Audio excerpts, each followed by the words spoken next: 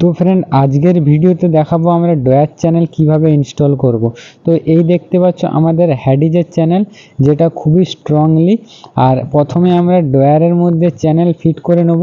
আর ডয়ারের channel fit করার জন্য আমাদের যে সামনের মুখসার থাকে, মুখসার থেকে আমরা আধা শুধু গ্যাপ দেবো এবং পেছনের দিকটা আমরা লেবেল করে লাগাবো।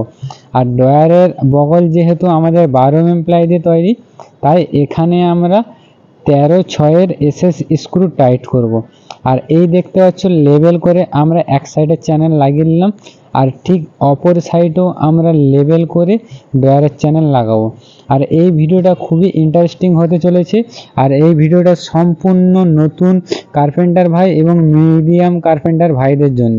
আর ভিডিওটা খুব সাকসেসফুল, এন্ড পর্যন্ত দেখার অনুরোধ রইল। এই দেখতে পাচ্ছ আমাদের ভেতরের যা জায়গা আছে তার থেকে আমরা ডয়ার 6 সুতো ছোট করলাম, কারণ ওপরের দিকে আমরা 1/2 ইঞ্চি গ্যাপ দেবো আর নিচের র্যাম থেকে আমরা 2 সুতো গ্যাপ দিয়ে আমরা ডয়ারটা চালাবো। আর ভিডিও চলাকালীন ভিডিওটিতে লাইক করে দিও, শেয়ার করে দিও, আর পারলে একটা ছোট্ট ভালোবাসার কমেন্ট করে দিও।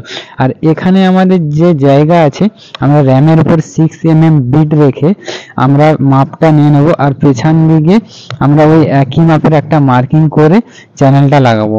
আর চ্যানেলটার সামনে থেকে আমরা 1 সুতো ভেতর করে চ্যানেলটা লাগাবো, যাতে আমাদের ডয়ার চালাতে খুবই ইজিলি হয়। আর এখানে আমরা ডয়ার চালানোর জন্য আমরা প্রথমে মার্কিং করে নেব। মার্কিং করার পরে আমরা সেই মেজার মার্কিং অনুযায়ী আমরা 19/6 স্ক্রু দিয়ে আমরা এখানে টাইট করব। যেহেতু এখানে আমাদের অনেকটা জায়গা আছে স্ক্রু টাইট করার জন্য, তো এখানে আমরা 19/6 টাইট করব।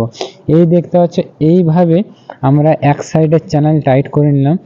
ঠিক অপর সাইডেও একই রকম সামনে থেকে 1 সুতো ডুবিয়ে আর র্যামের ওপর থেকে 2 সুতো তুলে আমরা মার্কিং করে নেব।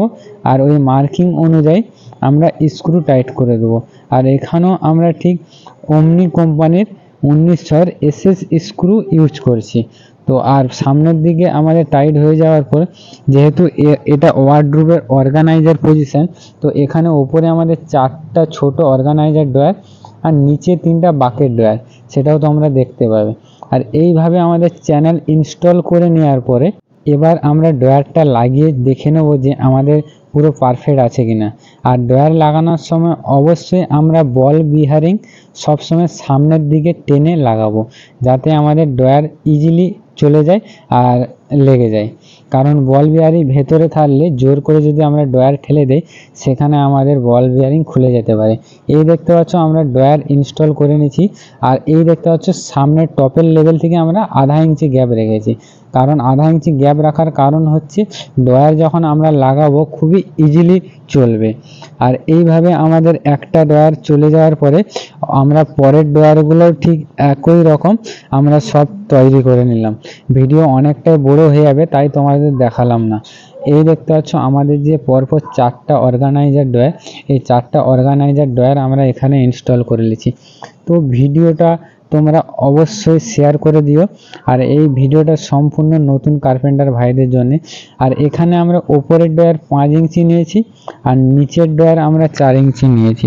আর নিচেও দেখতে পাচ্ছ আমাদের চ্যানেল লাগানো আছে, যেগুলো আমাদের বাকেট ডয়ারে কাজ করবে। আর এখানে যে বাকেট ডয়ারগুলো হবে, এগুলো আমাদের সামনে গ্লাস লাগবে। আর ভিডিওটা ভালো লেগে থাকলে ভিডিওতে একটা লাইক করে দিও, শেয়ার করে দিও, আর একটা ছোট্ট কমেন্ট করে দিও। আর চ্যানেলটি সাবস্ক্রাইব করে নিও, যাতে আমি যত নতুন ভিডিও আপলোড করব সবার আগে তোমাদের কাছে পৌঁছায়। আর এই ধরনের শর্টস ভিডিও পেতে ফেসবুক পেজটি ফলো করে নিও।